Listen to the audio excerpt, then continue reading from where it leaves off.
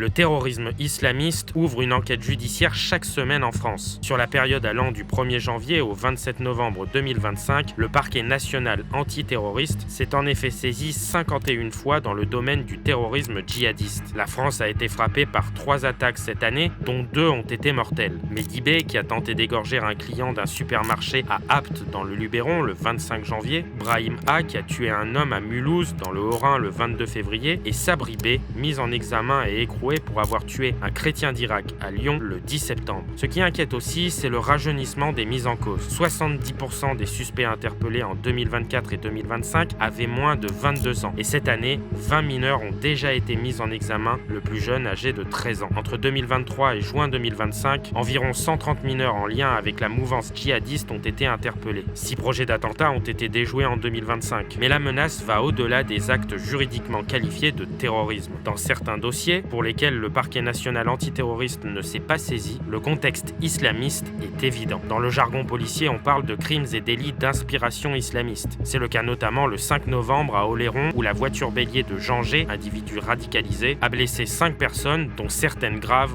au nom d'Allah. Dernier signe de cette prégnance islamiste, près de 90% des procédures antiterroristes concernent le djihadisme. En comparaison, l'ultra-droite radicale, qui inquiète l'antiterrorisme depuis quelques années, représente 5 procédures ouvertes depuis le 1er janvier. Enfin, signe des tensions géopolitiques, le parquet national antiterroriste suit actuellement 6 procédures en matière de terrorisme d'État.